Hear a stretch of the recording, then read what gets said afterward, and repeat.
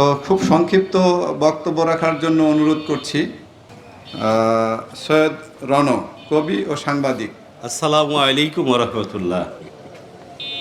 হযরত মুহাম্মদ সাল্লাল্লাহু আলাইহি ওয়াসাল্লামের মিলাদুন নবী উপলক্ষে আজকের এই ইসলামী জলসায় আমরা উপনীত হয়েছি বেহেশতের বাগানে মোহাম্মদ মামুন রশিদের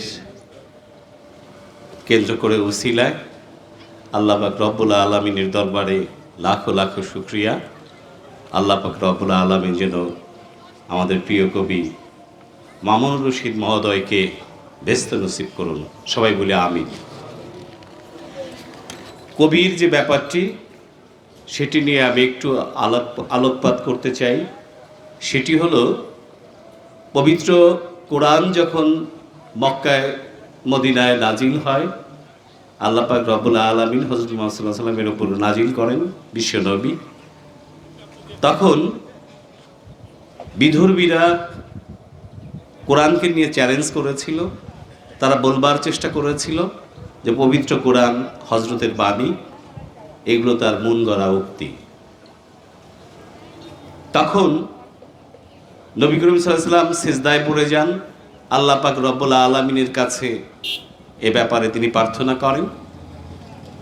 তখন ওহী নাজিল হয়, হে নবী, আপনাদের কবিদের উদ্দেশ্যে জানিয়ে দিন, কোরআন যদি মানুষ রচিত বাণী হয় তাহলে ইন্না আতাইনা কাল কাউসার ফসল্লি রব্বিকা ওয়ানহার ইন্না শানিয়াকা হুয়াল আবতার।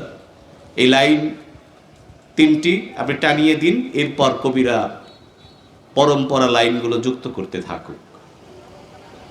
এই নিয়ে তৎকালীন সময়ে যারা কবি ছিলেন সবাই মুসাবাদায় বসে যায়, সবাই চেষ্টা করতে থাকে, সবাই দীর্ঘ চেষ্টা করতে থাকে।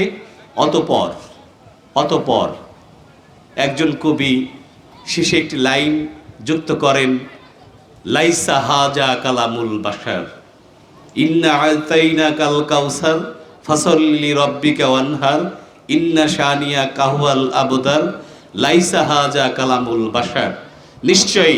নিশ্চয়ই পবিত্র কোরআনের এই বাণী আল্লাহ রচিত, মানব রচিত নয়। কাজেই এরপর আর লাইন যুক্ত করা যাচ্ছে না। তো সেই কোরআন তখনই আল্লাহর প্রেরিত বাণী, এই কথাটি প্রতিষ্ঠা লাভ করেছে তৎকালীন সময়ে 1400 বছর আগে।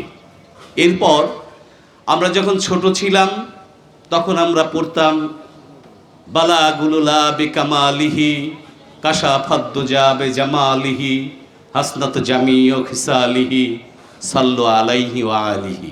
আমি মনে করতাম বোধহয় এটি কোরআনের বাণী, কিন্তু আমি যখন ইতিহাস ঘাটলাম কিংবা জানলাম তখন জানলাম যে এটি শেখ সাদী, কবি শেখ সাদীর রচিত কবিতা, কিংবা আপনি যদি এটা নাথ রসুল বলেন তাহলে বলতে পারেন পৃথিবীর মধ্যে সবচেয়ে বেশি পঠিত এই কবিতাটি, সবচেয়ে বেশি পঠিত এই কবিতাটি।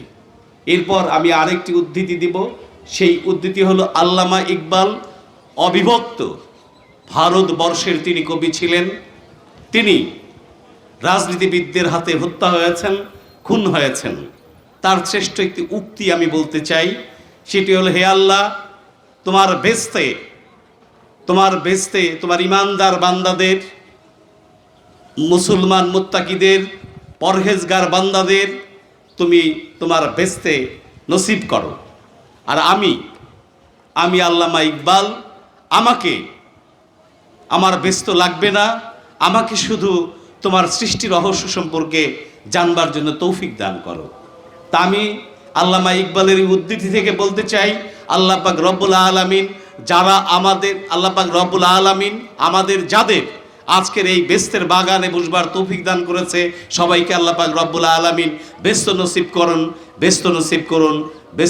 করুন। সর্বশেষ যে কথাটি বলতে হয় সেই কথাটি হলো, আশ্রয় চাই আল্লাহর, যেন শয়তান দূরে রয়। শুরু করেছি আল্লাহর নামে, যিনি করুণাময়। এই কথাটি মুহিব খান লিখেছেন। বাংলা কোরআনকে তিনি তর্জমা করে লিখেছেন। তার পরম্পরায় আমরা কবি মামুনুর রশিদের দু একটি পংক্তি শুনতে চাই। আসলে এখন আলোচনার সময় না, কারণ হলো শুক্রবার আমরা নামাজ পড়ব, সবাই নামাজের টানা আছে, কিন্তু আমি দু একটি চরণ আমাদের প্রিয় কবি মোহাম্মদ মামুনুর রশিদ মহোদয়ের দু একটি চরণ আমি পাঠ করতে চাই।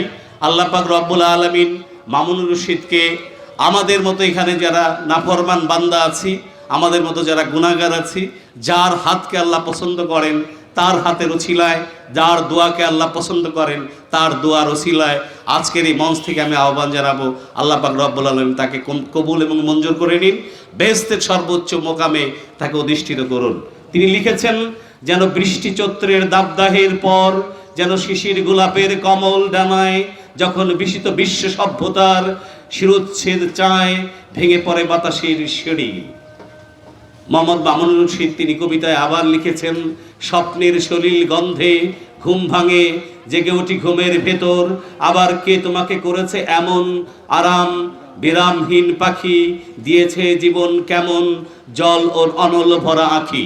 যাই হোক, আমি সর্বশেষ যে কথাটি বলতে চাই সে কথাটি হলো, পবিত্র কোরআনে কবিদের সম্পর্কে একটি সূরা নাজিল হয়েছে, যে সূরাটিতে সারমর্মটি আমি বলছি, হুবহু ব্যাখ্যা করছি না।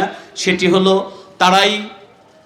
তারা পথভ্রষ্ট, যারা অন্যায় এবং আল্লাহর সাথে শিরিক করে বিপদগামী হয়, সেই সব কবিরা পথভ্রষ্ট। তবে তাদের কথা ভিন্ন, যারা আল্লাহ এক এবং অদ্বিতীয় এবং সঠিক পথে চলে।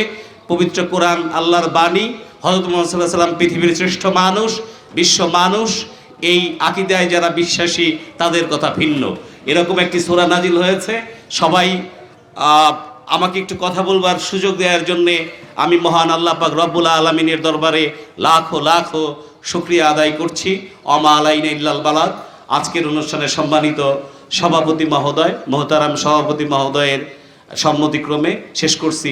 আসসালামু আলাইকুম ওয়া রাহমাতুল্লাহ।